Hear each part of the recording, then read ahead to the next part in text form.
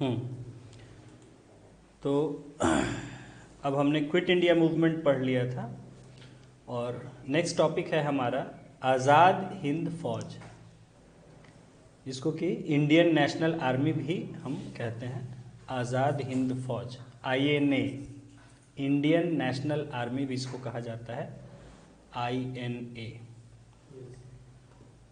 An important development in the struggle for freedom during the Second World War was the formation and activities of the Azad Hind Fauj, also known as the Indian National Army or INA। तो देश के स्वतंत्रता संग्राम में second world war यानी द्वितीय विश्व युद्ध के समय जो एक और बड़ी महत्वपूर्ण घटना थी वो थी आज़ाद हिंद फौज या इंडियन नेशनल आर्मी या INA की स्थापना और इसकी जो गतिविधियां रही, वो भी द्वितीय विश्व युद्ध के दौरान जो हमारा संघर्ष चला आज़ादी के लिए, उसकी एक बहुत ही महत्वपूर्ण घटना रही।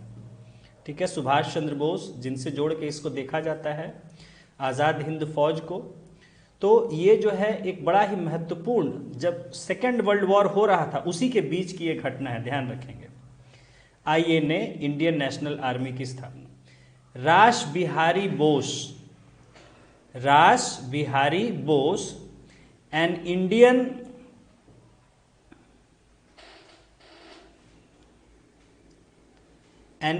Revolutionary who had escaped from India and had been living in Japan for many years, set up the Indian Independence League with the support of Indians living in countries of Southeast Asia।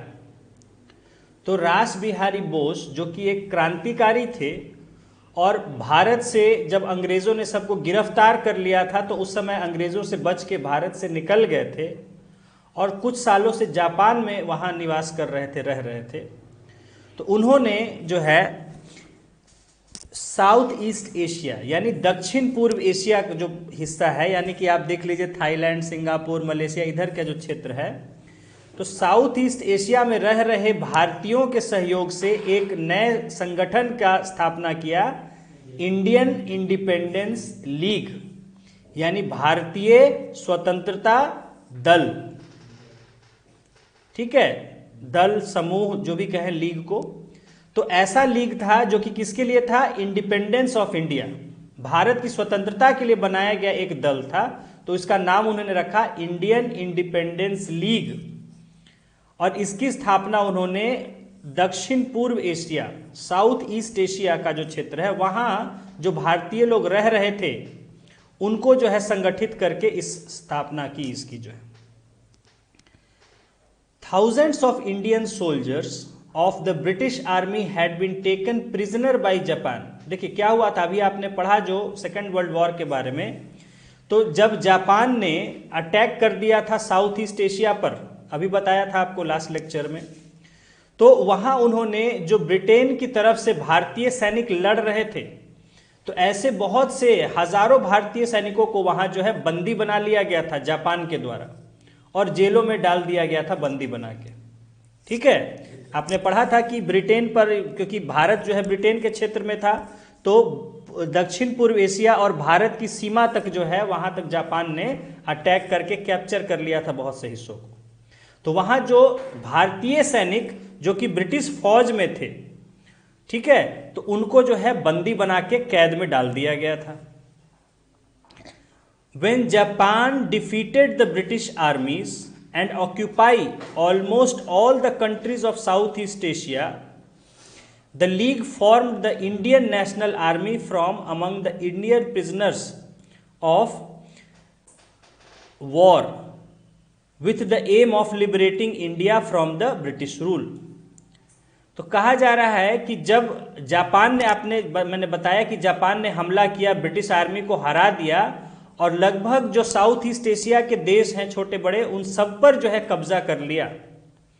तो ऐसे समय में ये जो Indian independence league बनाया गया था रास बिहारी बोस के द्वारा, इसने जो है इंडियन नेशनल आर्मी के नाम से एक संगठन की स्थापना की, जो कि भारतीय जो बंदी थे, ठीक है, जो कि भारतीय जो सैनिक थे जो कि जापान से युद्ध लड़ते हुए बंदी बनाए गए थे, तो उनको मिला के जो है इस संगठन को बनाया गया ताकि भारत को ब्रिटिश शासन से छुटकारा दिलाया जा सके।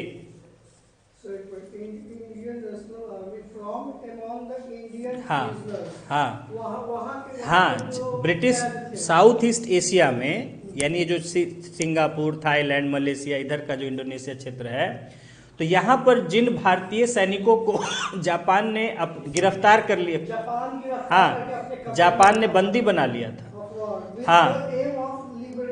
हाँ, लिबरेटिंग, आज़ाद कराना, तो उनको लेते हुए, उन लोगों की मदद से और उनको लेते हुए, यानी उन बंदी भारतीय सैनिकों को लेते हुए, ये जो इंडियन इंडिपेंडेंस लीग था रास बिहारी बोस के द्वारा बनाया हुआ, इसने जो है एक इंडियन नेशनल आर्मी, यानी कि भारतीय राष्ट्रीय फौज, इंडियन नेशनल आर्मी, राष्ट्रीय फौज, जो किस देश की थी? भारत की, यानी भारत के लिए लड़ने वाली एक राष्ट्रीय फौज, इंडियन नेशनल आर्मी की स्थापना रास बिहारी बोस के इंडियन इंडिपेंडेंस लीग ने किया। कहाँ पे किया? जापान में। जापान कहाँ चलेगा? साउथ ईस्ट एशिया की हम लोग चर्चा कर रहे हैं अभी हम लोग साउथ ईस्ट एशिया में हैं। वहाँ भारतीय लोग छिटपुट रह रहे थे, उसी वहाँ भी रास बिहारी बोस भी रह रहे थे वहीं। और जब वहाँ अटैक किया जापान ने, तो जो ब्रिटिश फौज में भारतीय सैनिक लड़ रहे थे उनको बंदी बना लिया गया वहाँ पर जेलों में। तो उन जेलों में जो सैनिक बंदी बने हुए थे उनको लिया गया वहाँ से जापान की मदद से, और उन सैनिकों की मदद से जो एक फौज बनाया गया, उस फौज का नाम रखा इन्होंने इंडियन नेशनल आर्मी। ठीक है यहाँ तक? और किस लिए फौज बनाया गया? भारत को ब्रिटिश शासन से मुक्त कराने के लिए, आजाद कराने के लिए। General Mohan Singh, who had been an officer in the British Indian Army, played an important role in organizing this army. Actually एक कैप्टन मोहन सिंह थे, उस समय कैप्टन थे, बाद में खैर इनको जनरल बना दिया गया था जब इन्होंने यहाँ ब्रिटिश आर्मी में एक कैप्टन थे। ठीक है, तो मोहन सिंह जो थे, जो कि एक ऑफिसर थे ब्रिटिश इंडियन आर्मी में, ब्रिटिश जो फौज थी जिसमें भारतीय सैनिक भी थे, तो उसमें ये कैप्टन थे मोहन सिंह। तो इन्होंने इस फौज को बनाने में बहुत महत्वपूर्ण योगदान दिया रास बिहारी बोस का। ठीक है, मोहन सिंह ने इस इंडियन नेशनल आर्मी को बनाने में, संगठित करने में, क्योंकि वो मिलिट्री ऑफिसर थे। ठीक है, देखिए रास बिहारी बोस तो एक सामान्य नागरिक थे जो कि बच के यहाँ से वहाँ रह रहे थे, क्रांतिकारी थे, तो उन्हें फौज का तो अनुभव नहीं था वैसा। तो इन्होंने कैप्टन मोहन सिंह की मदद से, जो कि एक फौजी ऑफिसर था ब्रिटिश फौज में, तो उनकी मदद से जो है इस जो है इंडियन नेशनल आर्मी को संगठित कराया। तो कैप्टन मोहन सिंह ने इस फौज को बनाने में बड़ा महत्वपूर्ण काम किया था। In the meantime Subhash Chandra Bose had escaped from India in 1941 and gone to Germany to work for India's independence. ठीक है, तो लिख दिया है लेखक ने ढांक के, एक्चुअली हिटलर से मिलने के लिए वहां गए थे जर्मनी में। ठीक है, तो 1941 में आपने पढ़ा कि जब 39 में उनको कांग्रेस से इस्तीफा देना पड़ा और फिर उनको नज़रबंद कर दिया गया था यहाँ। ठीक है, चूँकि क्रांतिकारी थे और उनके इरादों की जो है उनको थी भनक जो है अंग्रेज़ों को, तो उनको नज़रबंद कर दिया गया था, घर में ही उनको पहरा लगा के कहीं जा नहीं सकते थे। तो फिर सुभाष ने भी चालाकी दिखाई, रूप बदल के कुछ है ना किया कि हम मौन व्रत रख रहे हैं, किसी से बोलेंगे नहीं और बंद रहेंगे कमरे में, और इस तरह का करते हुए कुछ साधु वगैरह का भेष बना के चुपके से उनके सामने से निकल दिए यहाँ से। और देखें कि चूंकि भारत में भी संभव नहीं है कुछ करना, और वैसा माहौल नहीं है और सहयोगी भी नहीं है, कोई क्रांतिकारी कांग्रेस गतिविधियों का साथ नहीं देना चाह रही है, तो इसलिए फिर वह यहाँ से निकल गए बाहर और चले गए धीरे धीरे। पहले सिंगापुर गए, सिंगापुर से फिर जर्मनी, कई रास्तों से होते हुए, हाँ, भेष बदलते हुए चुपके से, पानी के रास्ते से, जमीन के रास्ते से। ठीक है, जमीन के रास्ते से कैसे कैसे नेपाल, वहाँ से इधर उधर होते होते निकल गए। ठीक है, तो 1941 में वो जर्मनी के लिए पहुंच चुके थे। वहाँ मतलब भारत क्या काम करना, मतलब वहाँ उनसे मदद लेना था जर्मनी से इंग्लैंड के खिलाफ लड़ाई में। सब बाई रोड इधर उधर करते करते। अरे रोड मतलब जहाँ रोड थी, जहाँ पानी, जहाँ जैसा मिला, है ना। हाँ, और चूंकि चुपके ब्रिटिश सरकार को भनक लग जाती तो गिरफ्तार हो जाते, तो चुपके से जैसे जहाँ मिला वैसे बढ़ते गए। In 1943 he came to Singapore to lead the, देखिए हुआ क्या कि जब जर्मनी के, और मैंने आपको बताया था कि हिटलर ने फिर मिलने से मना कर दिया था, या जो भी कारण था नहीं भेंट हो पाई थी इनकी, ठीक है, हिटलर से। तो पहले जापान गए थे, जापान से भी मदद मांगे, फिर हिटलर के पास पहुंचे तो वहां देखे कि जापान की भी हालत खराब हो रही है, तो खैर वहां से फिर ये लौट के चले आए सिंगापुर, ठीक है। यूरोप जाके वहां से उस घटनाओं को अभी हम डिटेल में नहीं पढ़ रहे हैं, तो वहां से फिर ये लौट के आ गए। 1943 में जो है ये सिंगापुर आ गए, क्योंकि इन्हें भनक लगी कि सिंगापुर में इस तरह का आज़ाद हिंद जो नेशनल आर्मी बनाया है रास बिहारी बोस और कैप्टन मोहन सिंह ने, तो उसके साथ काम करने के लिए आ गए सिंगापुर। तो in 1943 he came to Singapore to lead the Indian independence league and rebuild the Indian national army to make in an effective instrument for the freedom of India. तो उन्होंने क्या किया कि देखिए ये जो ये था इंडियन नेशनल आर्मी जो बनाया गया था कैप्टन मोहन सिंह के द्वारा और रास बिहारी बोस के द्वारा, तो इसका लक्ष्य दक्षिण पूर्व एशिया में ही लड़ना था ब्रिटिश फौजों से। इसका जो लक्ष्य था वो, उसके प्लान थोड़ा सा, रणनीति उनकी अलग थी। उनकी रणनीति थी कि उन्हीं क्षेत्रों को वहां लड़ाई करते हुए ब्रिटिश शासन से मुक्त करा लिया जाए, ठीक है। तो जब सुभाष आए तो वहां उन्होंने आके इसकी रणनीति बदली और कुछ बदलाव किए इसमें, और इसलिए इसका नया नाम रखा आजाद हिंद फौज, ठीक है।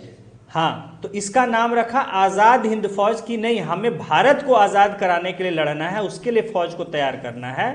तो इसलिए अब वो जो है उन्होंने इस फौज में कुछ बदलाव किए और रणनीति बदली ताकि देश को, भारत को आजाद कराने के लिए उसका इस्तेमाल किया जा सके, और इसलिए उसका नाम रखा आजाद हिंद फौज। और अब वो इसके लीडर हो गए आजाद हिंद फौज के। समझ गए यहां तक?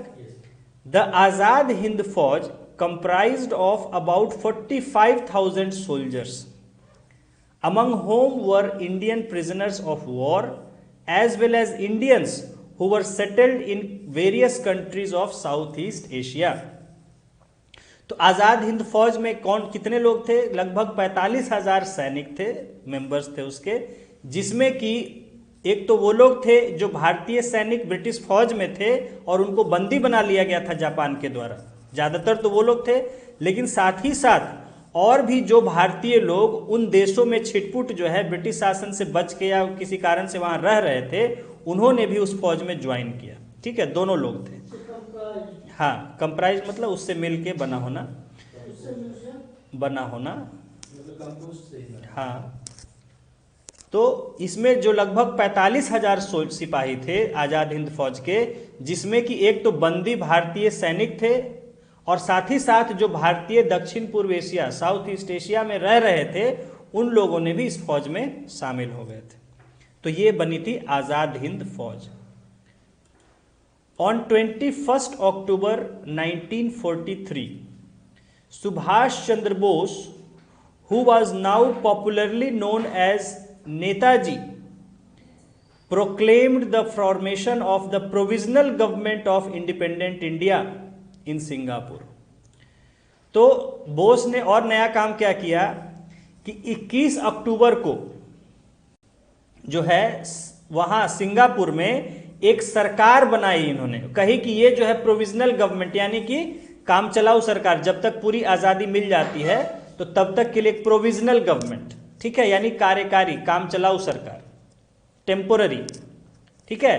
तो जब तक पूरी तरह से आज़ादी नहीं मिलती है तो उसके आज़ादी तक जो है ये आज़ाद भारत की एक टेम्पोररी सरकार है, ठीक है। तो ऐसी एक सरकार का भी वहाँ गठन किया गया था सिंगापुर में। आप पहले भी पढ़ चुके हैं, लोगों को शौक था, अलग अलग जगह सब जगह अपना अपना सरकार बना देते थे कि हम ही लोग यहाँ का सरकार है ना। तो इसी तरह उन्होंने वहाँ एक सरकार बनाई कि उसको नाम दिया provisional government of independent India, यानी कि आज़ाद भारत का एक टेम्पोररी सरकार, ठीक है। आज़ाद हिंद इसलिए नाम रखा आज़ाद हिंद, इंडिपेंडेंट इंडिया, ताकि लोगों को ऐसा आभास हो कि अब लगता है कि आज़ादी हो ही गया, आज़ादी मिल ही गया, है ना। प्रेरणा मोटिवेट करने के लिए इस तरह का रखा जाता था। लोगों को लगता था कि लगता है आज़ादी ही मिल गया। तो आज़ाद हिंद फौज की जो है आज़ाद हिंद की सरकार जो है उन्होंने वहाँ बनाई और इनको अब जो है पॉपुलर हो गए थे, तो इनको चूंकि लीडर के रूप में सैनिकों ने एक्सेप्ट कर लिया था, तो इनको नेताजी के नाम से, क्योंकि भाई लीडर नेता की तरह लीडरशिप था इनके अंदर, तो इसलिए इनको लोग जो है प्यार से नेताजी कहा करते थे, तो नेताजी नाम से हो गए।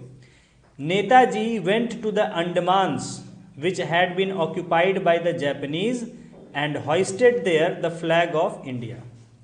फिर नेताजी क्या किए, आप देखेंगे मैप में जो सिंगापुर है तो वहाँ से फिर अंडमान जो है आपके नज़दीक पड़ता है, तो अंडमान जो है, अंडमान निकोबार जो है, अंडमान द्वीप जो है, तो आपने पढ़ा कि भारत की अंडमान पर भी जापान ने कब्जा कर लिया था, भारत की सीमा तक जो है जापान ने हमला किया था। तो अंडमान जो कि उनके कब्जे में था, तो वहाँ उन्होंने जो है जाके भारत का झंडा फहराया नेताजी ने। मतलब वहाँ से भगा के भगाया नहीं, चूंकि जापानियों का सहयोग इनको मिला था, तो जापान एग्री कर गया, ठीक है आपको करना है करिए। जापानियों का सहयोग मिला था, बोले कि जापानियों का सहयोग, तभी तो जापानियों ने बंदियों को भी छोड़ दिया था ना।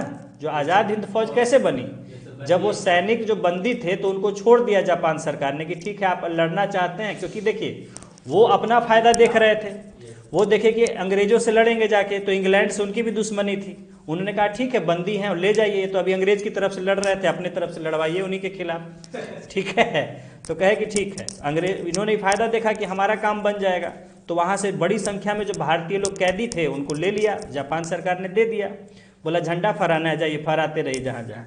तो अंडमान में जाके इन्होंने भारत का झंडा फहराया, ठीक है। हाँ,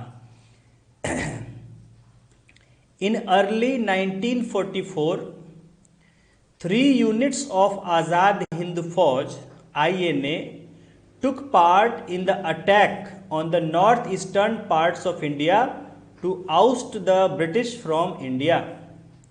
तो 1944 के शुरुआत में फिर क्या किया आज़ाद हिंद फौज ने कि इसकी 3 बड़ी टुकड़ियों ने, 3 यूनिट्स यानी 3 बड़ी टुकड़ियां जो फौज की होती हैं, तो 3 जो है टुकड़ियां जो थी उसने जाके अटैक कर दिया भारत के नॉर्थ ईस्ट पार्ट, जो उत्तर पूर्वी का इलाका है, जो आप देखते हैं असम, मेघालय, सिक्किम, ये सब जो इलाका, और म्यांमार भी सटा हुआ है, तो वहां पर बर्मा भी जो कि उस समय सब आता था ब्रिटिश इंडिया में, तो वहां जो है अटैक कर दिया और उसको वहां, ताकि ब्रिटिश फौजों को वहां से बाहर निकाला जा सके, ठीक है। यह अटैक हुआ 1944 के शुरुआत में। आउस्ट मतलब बाहर कर देना, किसी को बाहर निकालना बलपूर्वक, by use of force remove someone. Some soldiers of the INA entered Indian territory. अब इसमें हुआ क्या, चूंकि ये लोग जो है अभी जो है ये अटैक किए वहाँ नॉर्थ ईस्ट इंडिया में और बर्मा और ये सब जो एरिया था, तो जो कि ब्रिटिश इंडिया के बिल्कुल नज़दीक था, ठीक है, ये सब जो है, ठीक है। तो ब्रिटिश जो एक्चुअल जहाँ ब्रिटिश ये सब प्रिंसली स्टेट्स के वहाँ रूल किए जाते थे, तो ब्रिटिश जो इंडियन टेरिटरी में भी जो है कुछ सोल्जर इनके घुस आए थे, सैनिक, जहाँ की ब्रिटिश का शासन था। According to Shahnawaz Khan, one of the most prominent officers of the Azad Hind Fauj, the soldiers who had entered India laid themselves flat on the ground and passionately kissed the sacred soil of their motherland। तो शाहनवाज खान जो थे, जो कि आज़ाद हिंद फौज के एक बड़े जो है अधिकारी थे, तो उन्होंने ये कहा कि जो सैनिक दरअसल भारत की सीमा में घुस आए थे, वो अपने आप को काबू नहीं कर सके भारत के नज़दीक देख के, और उन्होंने घुस के भारत की ज़मीन को बड़े ही उत्साह और देशभक्ति के भाव से उसको अपनी मिट्टी को चूमा, ठीक है। तो इस कारण वो घुस आए थे, अपने उत्साह को रोक नहीं सके अपनी मातृभूमि को इतना नज़दीक से देख के, जो कि मातृभूमि को छोड़ के चले गए थे। उन्हें किसी कारण से या तो मातृभूमि को छोड़ के गए थे, वहाँ रह रहे थे, या वहाँ बंदी बना लिए गए थे, जिनको आशा नहीं थी कि अब वो अपने मातृभूमि लौट के आएंगे, ठीक है। तो जब वो नज़दीक आए इतनी अपनी मातृभूमि मदरलैंड के, तो अपने आप को कंट्रोल नहीं कर सके और वो घुस गए ब्रिटिश इंडिया की सीमा में, जो कि नहीं घुसना चाहिए था, क्योंकि एक तरह से आक्रमण माना जाता है अगर आप सैनिक दूसरे के सीमा में घुसते हैं तो। ठीक है। However the attempt to liberate India by Azad Hind Fauj failed. लेकिन इस आज़ाद हिंद फौज के द्वारा भारत को आज़ाद कराने का जो प्रयास था वो फेल हो गया, मतलब उससे आगे बहुत कुछ फिर नहीं निकल पाया। वहां तक मैंने आपको बताया कि त्रिपुरा के क्षेत्र तक उन्होंने थोड़ा क्षेत्र को मुक्त जरूर करा लिया था ब्रिटिश से, लेकिन उससे आगे नहीं बढ़ पाए जो है। यू हैव रेड बिफोर, देखिए उसी समय इन्होंने नारा दिया था सुभाष ने, दिल्ली चलो। दिल्ली चलो सुने हैं? हाँ, तो दिल्ली चलो का मतलब यही था कि अब यहाँ जो हम साउथ ईस्ट में सिंगापुर में है, वहाँ से मार्च करते हुए दिल्ली तक हम कब्जा कर लेंगे और ब्रिटिश को भारत से निकाल देंगे। तो उसी समय सैनिकों को उन्होंने नारा दिया था, दिल्ली चलो।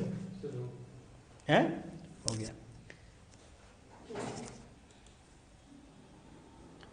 तो इस तरह से आज़ाद हिंद फौज का जो है, जो प्रयास था भारत को आज़ाद करने का, वो यहीं जाके समाप्त हो गया और फिर जो है इसके बाद जो है उनका प्रयास सफल नहीं हो पाया।